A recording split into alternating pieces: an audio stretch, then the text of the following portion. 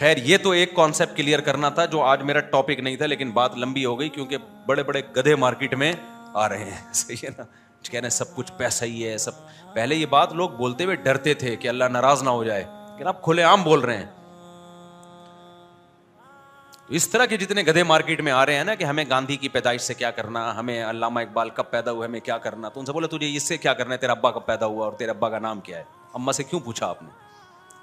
اگر آپ اس لیے کہ آپ کا باپ آپ کا محسن ہے تو بھائی گاندھی جی بھی ہندوؤں کے محسن ہیں, قائد اعظم ہمارے محسن ہیں. اگر آپ کو اس میں اختلاف ہے تو ایک الگ بات ہے, جو محسنین ہوتے ہیں ان کے بارے میں جاننا یہ انسانیت ہے. بعض لوگوں نے یہ بھی کہا اپنے بچوں کو میڈیکل کالج میں نہیں پڑھاؤ, پیسہ پیسہ, ڈاکٹر کتنا کما لیتا ہے, بزنس کرو بزنس. تو جب بیمار ہوگا تو علاج کرانے کے لیے کس کے پاس جائے گا بھائی, تو اس ڈاکٹر کو جا کے کہہ رہا ہے جب وہ تجھے ٹیکا ٹھوکرا ہو نا کہ تو گدھا ہے, تو میری طرح بزنس کرتا تو کیا ٹیکے ٹھوک رہا ہے بیٹھ کے میرے. مجھے ان گدھوں پہ خدا کی قسم اشکال نہیں ہوتا کیونکہ وہ تو گدھے ہیں. مجھے ہوتا ہے نیچے جو کمنٹس کر رہے ہوتے ہیں نا پازیٹیو, ویل ڈن, بات بندے نے بالکل صحیح کی ہے, یہ نیچے کمنٹس ہو رہے ہوتے کہہ رہے ہیں بات بندے نے کچھ بہت سارے, کوئی ایک آدھ کی بات نہیں, اب تو بہت سارے موٹیویشنل اسپیکر آ گئے جو اس طرح کی باتیں کر رہے ہیں.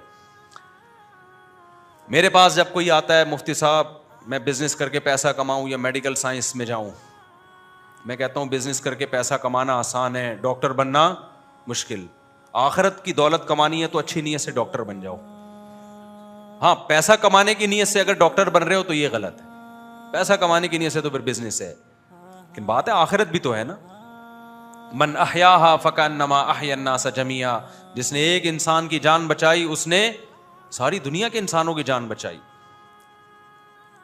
اور دوسری بات یہ کہ سارے بزنس کر نہیں سکتے, یہ تو اللہ کا نظام ہے بھائی. بزنس مین کو ملازمین بھی تو چاہیے, وہ کہاں سے لاؤ گے آپ؟ ترغیب تو دی جائے گی بزنس کی, لیکن ہر ایک کے مقدر میں نہیں ہوگا. یہ اللہ نے معیشت کو تقسیم کیا, لوگوں میں ضرورتوں کو بانٹا ہے, کوئی کچھ کرے گا, کوئی کچھ کرے گا, کوئی کچھ کرے گا. کسی طبقے کو آپ برا نہیں کہہ سکتے. ایک کانسیپٹ تو یہ ہے, یہ جو ہمارے ہاں لبرل اور سیکولر لوگوں میں, ایک مذہبی لوگوں میں بھی گڑبڑ ہے, جو آج میں نے اس ٹاپک پر بیان کرنا تھا. ہمارے جو مذہبی لوگ ہیں نا ان میں بھی کوئی مسئلہ ہے تھوڑا سا. ہمارے حضرت ایک بات بہت بتایا کرتے تھے کہ جن لوگوں کو دیندار بننے کا شوق ہے نا ان کو بھی دیندار بننا آتا نہیں ہے, دیندار بننا آتا نہیں ہے. دیکھو اسلام اور مذہب اور دین نام ہے, قرآن اور سنت کو فالو کرنے کا, پیغمبر کی تعلیمات کو فالو کرنے کا. آپ کے مزاج کو فالو کرنا اس کو اسلام نہیں کہتے. ہمارے یہاں کچھ چیزیں لوگوں میں مشہور ہو گئی ہیں. جب حضرت مولانا طارق مل صاحب کے بیٹے کی حادثاتی موت ہوئی نا تو کچھ چیزیں اس وقت بھی میرے سامنے آئی. لوگ کہہ رہے تھے خودکشی کی ہے, خودکشی تو نہیں کی تھی 100%, یہ تو ثابت ہو گیا ہے, چیمبر میں گولی غلطی سے چل گئی. ایک بات ہے اگر بالفرض کی بھی ہے خودکشی, مثال ہے, تو اس کا مولانا طارق مل صاحب کے دیندار یا بے دین ہونے سے کیا تعلق بھائی؟ یہ اللہ نے کب کہا ہے کہ جنت میں وہ جائے گا جس کا بچہ بھی نیک ہوگا؟ یہ کہیں لکھا ہوا ہے قرآن میں؟ نہیں ہے میرا خیال ہے. بات کہتے ہیں خودکشی کے خلاف بیانات, اپنے گھر میں خودکشی ہو گئی, تو ہو سکتا ہے بالکل. انسان اپنے عمل کا مکلف ہے, بیوی بچوں کے عمل کا مکلف نہیں ہے.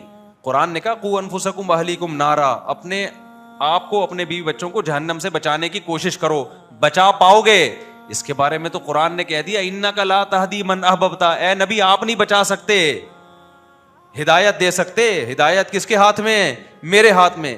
نبی اگر کسی کے دیندار ہونے سے اس کے رشتہ داروں کو ہدایت ملنا ضروری ہوتا تو سب سے پہلے محمد صلی اللہ علیہ وسلم کے سب سے چہیتے چچا ابو طالب کو ہدایت ملتی.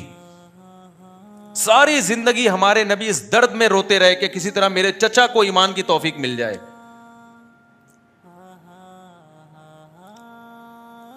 نوح علیہ الصلوۃ والسلام نے 950 سال تبلیغ کی ہے, بیٹا کافر ہو کے مرا ہے.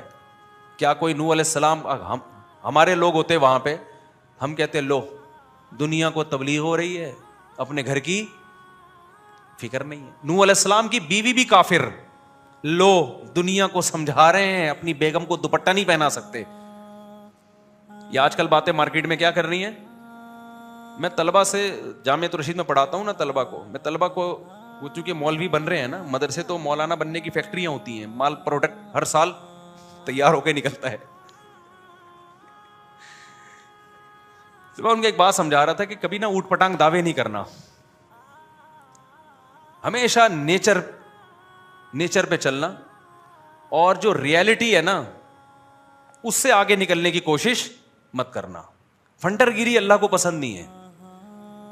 حضرت مولانا اشرف علی تھانوی رحمۃ اللہ علیہ کی جو سب سے بڑی خاصیت تھی نا, وہ ہمیشہ ریالٹی پہ بات کرتے تھے, ہمیشہ ریالٹی پہ. ان کی جتنے مواعظ ہیں, خطبات حکیم الامہ کے نام سے اتنے سارے مواعظ چھپے ہوئے, ان کے سینکڑوں کتابیں لکھی ہیں انہوں نے. جب ان کی موت واقع ہو رہی تھی تو عینی شاہدین کا بیان ہے کہ ان کی دونوں انگلیوں سے روشنی کی کرنیں نکل رہی تھیں. ایک کرامت کے طور پہ اللہ نے یہ دکھایا, کیونکہ ساری زندگی انہوں نے اپنے قلم سے اصلاحی امت کا بہت کام لیا اللہ نے. میں نے بہت پڑھا ہے حضرت مولانا شیخ تھانوی رحمۃ اللہ علیہ کو بچپن میں. اگر میں نے ان کو نہ پڑھا ہوتا شاید آج میں یہاں نہ بیٹھا ہوتا. لیکن ان کی اردو بہت گاڑی ہے, بہت ثقیل اردو استعمال ہوتی. کچھ کتابیں حضرت مولانا شیخ تھانوی کی طرف منسوب ہیں جو ان کی ہیں نہیں, کچھ اوٹ پٹانگ چیزیں. تو خیر, کبھی بھی ریالٹی سے ہٹ کے مت جاؤ. مثلا میں نے طلبہ کو سمجھایا, میں نے کہا جب تم کل مولانا بنو گے تو اخلاق پر بیان کرو گے. اچھے اخلاق وہ ہوتے ہیں انسان غصہ نہ کرے, ہر ایک سے تمیز سے بات کرے, نیک لوگوں کے گھر میں ہمیشہ محبتیں ہوتی ہیں, کبھی جھگڑے نہیں ہوتے. یہ ہمارے واعظین بیان کر رہے ہوتے ہیں. پتہ چلا آپ کے گھر میں ہو گیا پڈا, لوگ کہیں گے دیکھو بھائی محبتوں پہ بیان ہوتے ہیں, اپنے گھر سے چیخنے چلانے کی آوازیں آ رہی. ہمیشہ بیان یہ ہوتا ہے طلاق بہت بری چیز ہے, عزت دار لوگوں کا کام نہیں ہے. لو حضرت جی کی اپنی بیگم کو کیا ہو گئی, ڈیورس ہو گئی, لو بھائی. ہمیشہ بیان ہوتا ہے کاؤنسلنگ, ہم گھروں کو جوڑتے ہیں, جوڑنے میں ثواب ملتا ہے. لو اپنا گھر بچا نہیں سکے, دوسروں کی کیا کر رہے ہیں, کاؤنسلنگ کر کے گھروں کو جوڑ رہے ہیں. میں نے کہا یہ پھینکو ہی نہیں, بولو بھائی ہم گھر جوڑنے کی کوشش کرتے ہیں, جوڑنا ہمارے ہاتھ میں, اپنا نہیں جوڑ سکتے, ٹھیک ہے نا, کیونکہ تالی دونوں ہاتھوں سے بچتی ہے بھائی. اچھا, نیک لوگوں کو بیوی ہمیشہ نیک ملتی ہے, اچھی عورتوں کو ہمیشہ بندہ اچھا ملتا ہے, کہیں بھی نہیں لکھا ہوا ہے نا قرآن میں نہ حدیث. بعض دفعہ بڑے نیک ہوتے ہیں فراڈن مل جاتی ہے, بعض دفعہ ایک عالمہ پاکیزہ پردے دار ہوتی ہے, بندہ 2 نمبر مل جاتا ہے اس کو. یہ سب کچھ ہوتا ہے. استخاروں کی پیداوار ایسی ہی ہوتی ہے. یہ جو آج کل خلاف سنت استخارے نکال رہے ہیں نا, استخارہ نکالا اور یہ والا رشتہ نکل آیا, تو پھر وہ چرسی نکلتا ہے اس میں, کیونکہ آپ شریعت سے آگے. شریعت نے کب کہا استخارہ نکال کے شادی کرو بھائی؟ شریعت نے کہا مشورے کرو, لوگوں سے اس کی تحقیق کرو. فردی چیزیں بنائی ہوئی ہیں. ایک خاتون نے کہا میرا ایک رشتہ آیا ہوا ہے, اور میں نے کہا بھائی وہ آپ کے ابا نے اس کی تحقیق کی ہے, اس کے دوستوں سے اس کے ساتھ سفر کیا, یا اس کی پوری انکوائری کی ہے؟ نہیں, میں نماز پڑھتی ہوں, تہجد پڑھتی ہوں, مجھے یقین ہے اللہ میرے ساتھ غلط نہیں کر سکتا, مجھے یقین ہے میرا اللہ میرے ساتھ ہے, میں اللہ پہ توکل کروں گی. ابے کیوں بھائی, تو کیا مریخ سے آئی ہوئی ہے, کوئی الگ ٹائپ کی خاتون ہے کیا کہ تو پہلی ہے جس نے تہجد پڑھی ہے؟ کہ تہجد گزاروں کو چرسی ہیروئن سے نہیں ملتے, 2 نمبر نہیں مل جاتے؟ اسلام نے کب کہا ہے کہ جب تم تہجد پڑھتے ہو تو جو آ جائے ہاں کر دو؟ ٹھیک ہے اسلام نے. ابے یار آپ لوگ کو سمجھ میں نہیں آ رہا. اللہ میاں نے اسباب کے ساتھ دنیا کو جوڑا ہے میرے بھائی. دعا اسباب کے بعد قبول ہوتی ہے. اسباب اختیار کیے بغیر دعاؤں کو فوکس کرو گے, اس کا مطلب آپ دعاؤں میں ہی مخلص نہیں ہو. ایک آدمی کما نہیں رہا, بیٹھا بیٹھا دعائیں مانگ رہا ہے, اللہ روٹی دے دے, تو قیامت تک مانگ مانگ کے مر جائے گا, روٹی نہیں ملے گی اس کو, اٹھ کے پھوٹنا پڑے گا, جانا پڑے گا بازار میں. ایک صاحب آئے مجھے کہنے لگے میرا بیٹا کسی کام کا نہیں ہے. الحمدللہ, ایسے ایسے اللہ نے ماشاءاللہ مسلمانوں کو اولادیں دی ہیں. میں اس کی شادی کر رہا ہوں شاید کچھ بن جائے. میں نے کہا اگر نہیں بنا, بے روزگار ہے, کرتا ورتا بھی الحمدللہ, بہت سارے کیسز آئے ہمارے پاس, ایک کیس نہیں ہے یہ. حالانکہ میں تو صبح شام شادیوں کی ترغیب دیتا ہوں. ان کا خیال یہ تھا میں تو بولوں گا ماشاءاللہ یار یہ ہوتا ہے باپ, بچہ کسی کام کا نہیں ہے پھر بھی 4 شادیاں کرا دی اس کی, ماشاءاللہ. میں نے ایسا نہیں کہا اس کو. میں نے کہا نہ یہ کم بخت کچھ کر رہا ہے, کوئی ہلے جلے کچھ, چلو پھر اپنی ذمہ داریاں پوری کر رہا ہو. آپ کو پتا ہے آج نہیں تو کل اپنے پاؤں پہ کھڑا ہو جائے گا یہ, تو چلو اب میں تعاون کر دیتا ہوں. اپنی ذمہ داری تو یہ پوری نہیں کر رہا, پڑا رہتا ہے پوستیوں کی طرح. بہت سے بچے ایسے ہوتے ہیں کہ نہیں ہوتے. میں نے کہا اس کی شادی نہیں کرانا, پچھتاؤ گے, اگلے کی زندگی بھی تباہ ہوگی جو آئے گی. کہہ رہے نہیں یار اللہ نے چاہا تو انشاءاللہ یہ ٹھیک ہو جائے گا نکاح کے بعد. میں نے کہا اللہ نے اگر نہیں چاہا تو پھر تجھے پتا ہے کہ اللہ کیا چاہے گا. یہ بہت لوگ بولتے ہیں اللہ نے چاہا تو ہو جائے گا. ابے اللہ نے چاہا تو ہو تو جائے گا یقینی, لیکن آپ کو یہ کیسے پتا چل گیا کہ اللہ یہ چاہے گا بھی؟ اللہ نے نہیں چاہا تو کیا ہوگا؟ تم نظر سے نظر ملاتے تو, بات کرتے نہ مسکراتے تو, اختلافات ہوتے رہتے ہیں, آنا جانا تھا آتے جاتے تو. آگے ہے یہ ایک شعر, شاعر نے کہا ہے کہ آ بھی جاؤ کہ ہم بلاتے ہیں, تم بلاتے اور ہم نہ آتے تو. یہ شعر کا اس سے تعلق نہیں ہے, صرف تو پہ میں نے سنا ہے. یہ جو میں نے بیان میں تو کا لفظ استعمال کیا نا, اس پہ مجھے یہ شعر یاد ہے. وہ کہتے ہیں بھائی وہ بچہ جو ہے نا ماشاءاللہ وہ انشاءاللہ اللہ نے چاہا تو ہو جائے گا, اللہ پہ توکل کر رہا ہوں نکاح میں. میں نے کہا بھائی جان ایسا توکل جائز, بولو توکل وہ کرے گا جو محنت کر رہا ہو, اپنی ذمہ داری پوری کر رہا ہو. پھر اس میں کچھ کمی بیشی ہو رہی ہے, چلو یار میں نے اپنی ذمہ داری پوری کی, کچھ کام کون کرے گا, کچھ اللہ برکت دے دے گا.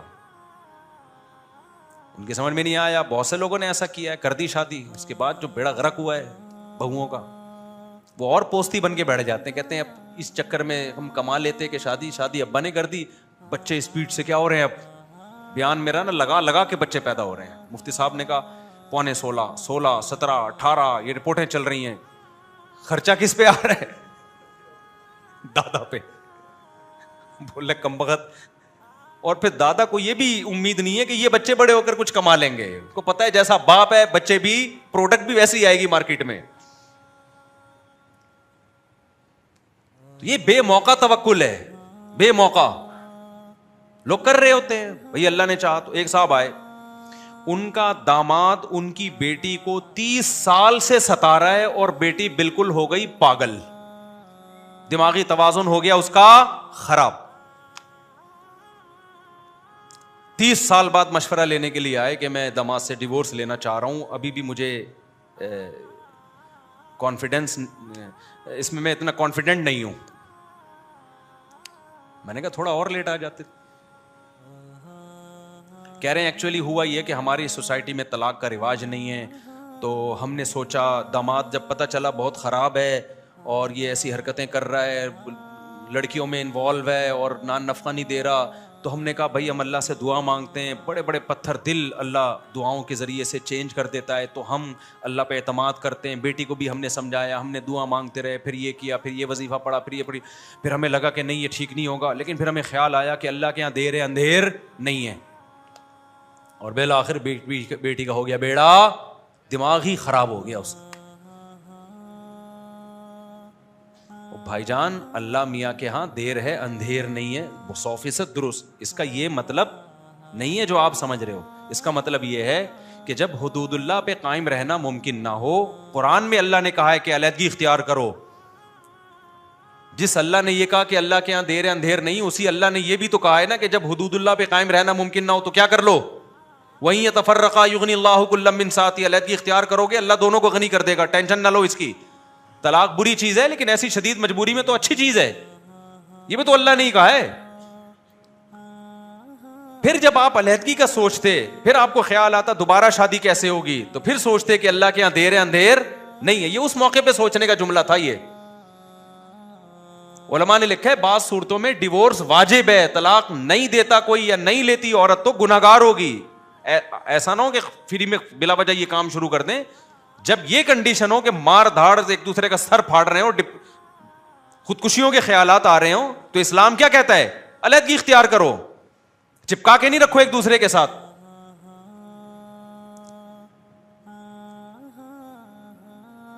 ایک خاتون نے کہا میری شادی ہو گئی, ایک ہفتے کے بعد پتا چلا کہ جی بندہ بالکل اولاد ہی نہیں ہو سکتی, بالکل نامرد ہے. میں نے صبر کیا, کیونکہ صبر کرنے والوں کے ساتھ کون ہے؟ اللہ ہے. اور اس صبر کا مجھے یہ صلہ ملا کہ 20-25 سال میں نے اس شوہر کے ساتھ گزارا کیا, نہ اولاد نہ کوئی ڈیزائرز پوری کر سکتا ہے وہ, لیکن اب وہ مجھے پہ شک کرنے لگا ہے کہ یہ اتنی پاک دامنی کے ساتھ میرے ساتھ رہ رہی ہے تو لگتا ہے کہ دال میں کچھ کالا کالا ہے. کہتی مجھے یہ وفا کا صلہ ملا. میں نے کہا آپ نے جو صبر کے فضائل سنے ہوئے تھے نا, وہ اس موقع کے نہیں تھے, وہ اس موقع کے ہی نہیں تھے. وہ شادی جب ایک بندے نے دھوکہ دیا ہے, آپ کو بتایا نہیں کہ اتنی بڑی بیماری ہے, پیسوں میں دھوکہ دے دے چل جاتا ہے, عمر کا دھوکہ دے دے, تھا 40 کا بتایا 30 کا, چل جائے گا. پتھر سے تھوڑی شادی ہوتی ہے, کسی دیوار سے تھوڑی شادی ہوتی ہے. نکاح کا تو بنیادی مقصد ہی اولاد ہے. اس معاملے میں جب دھوکہ دے دیا, ایک دھوکے باز کے ساتھ اب وفا کر رہی ہو آپ, بیڑا غرق کر دیا پوری زندگی اپنی, اور اب 30 سال کے بعد طلاق لے کے کہاں جائے گی وہ. یہ ہے ہمارے دینداروں کے غلط کانسیپٹ. نہیں آ رہی کھوپڑی شریف میں بات؟ بھائی جان کیا ہو گیا, سمجھ میں آ رہی ہے بات؟ تو فرضی چیزیں کی ہوئی ہیں. اور ایک غلط کانسیپٹ, دینداروں کے پاس پیسہ اچھا نہیں لگتا لوگوں کو, یہ تو بہت بڑا مسئلہ ہے. جیسے پیسے, سیکولر طبقے کی تو کھوپڑی آؤٹ ہو گئی نا پیسے سے, اس کے ہاں تو سب کچھ کیا ہے؟ پیسہ ہے. ایسے ہی ہمارے ہاں دینداری اور بزرگی کا معیار یہ کہ پھٹے پرانے کپڑے پہنے اور ناڑا لٹک رہا ہو اس میں سے. کیونکہ جب میں بائک پہ پھٹی پھٹپٹی بائک پہ جاتا تھا, لوگ کہتے تھے حضرت کیا, حضرت کو اللہ نے مقام عطا فرمایا. اب میں ریوو میں جا رہا ہوں تو لوگ کہتے ہیں اس کو دیکھو یار بدل گیا بندہ, کیا ہو بدل گیا. وہ بات نہیں رہی, روحانیت ختم. ریوو کا روحانیت سے کیا تعلق ہے؟ اللہ کے بندے, یہ کون سی حدیث میں لکھا ہوا ہے؟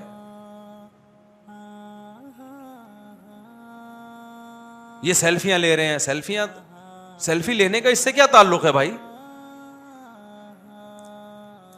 ایک صاحب نے لکھا, ہمارے مدرسے کے طالب علم, کہ میں اس مفتی کے بیان پہلے بہت شوق سے سنتا تھا. پہلے یہ سادہ تھا, پتہ نہیں کیا مطلب تھا, شاید ناڑا لٹک رہا ہوگا, کیا ہوگا. میرے تو ہمیشہ سے یہی سفید لباس رہا ہے, 25-30 سال, 95 سے لے کے اب تک میں سفید کپڑے ہی پہن رہا ہوں. گھر والے کبھی کوئی کلر رنگین پہنا دیں زبردستی تو ایک الگ بات ہے, ورنہ یہی ڈیزائن, یہی کالر, اور یہ, اس کے علاوہ کچھ نہیں پہنا ہم نے.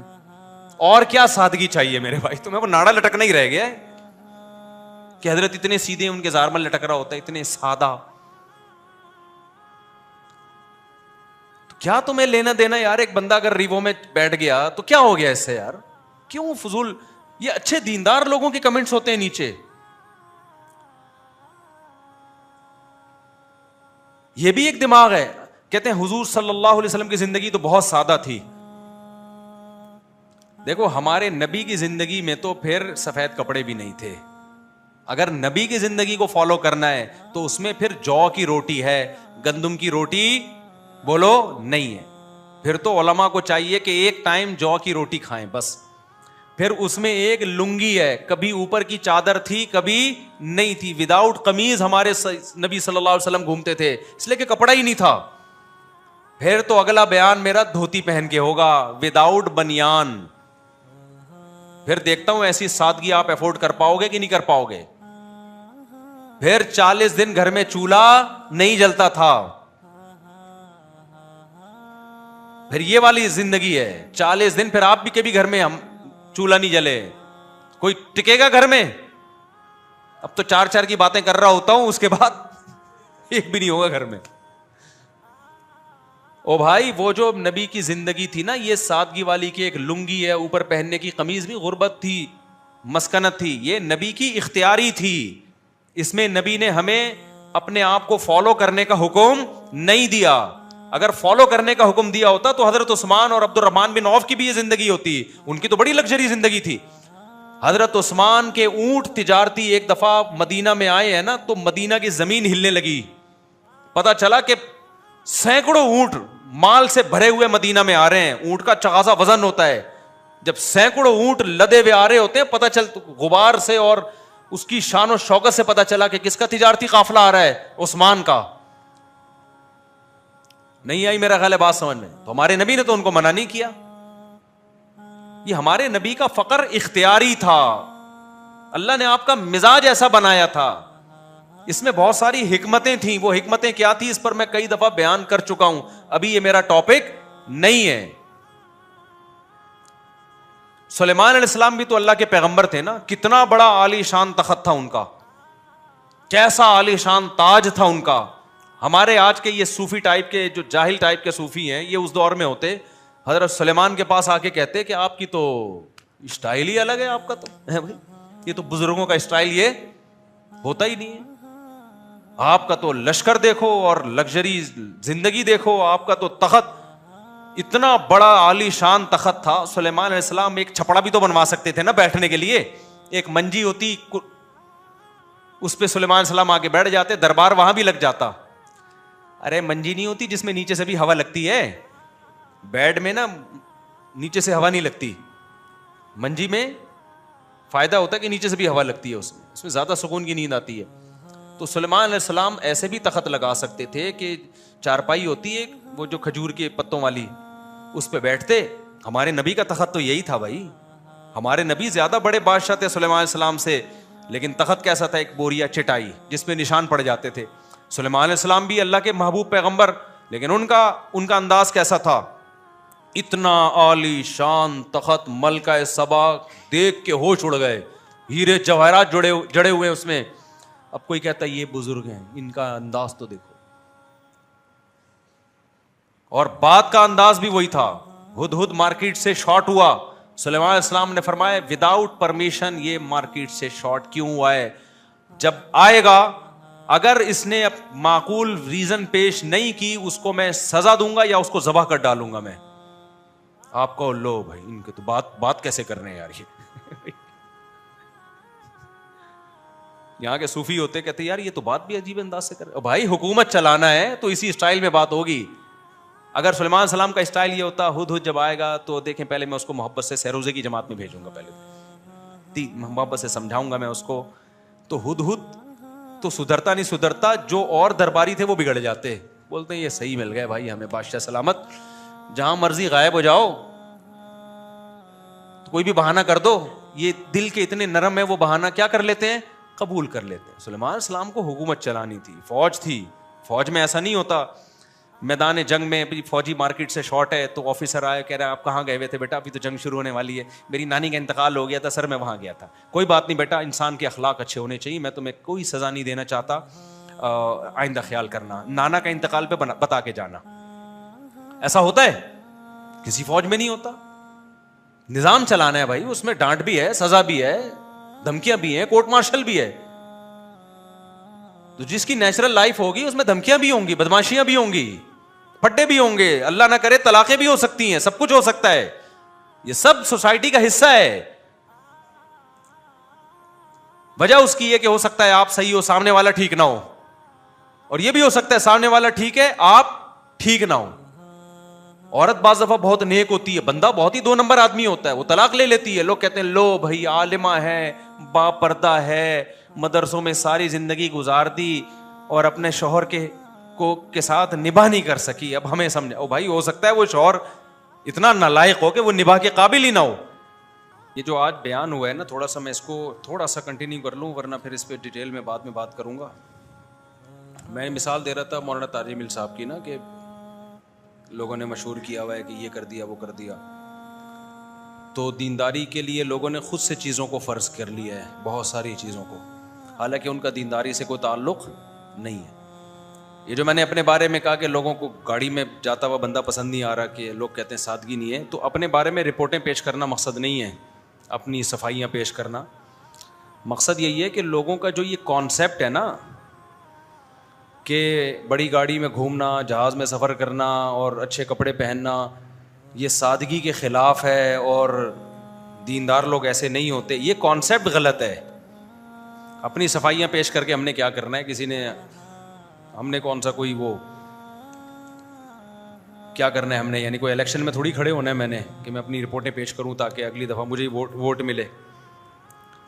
مقصد یہ بتانا ہوتا ہے کہ یہ اپنی طرف سے چیزیں لوگوں نے بنا لی ہیں, تو ان کا دین سے کوئی تعلق نہیں ہے.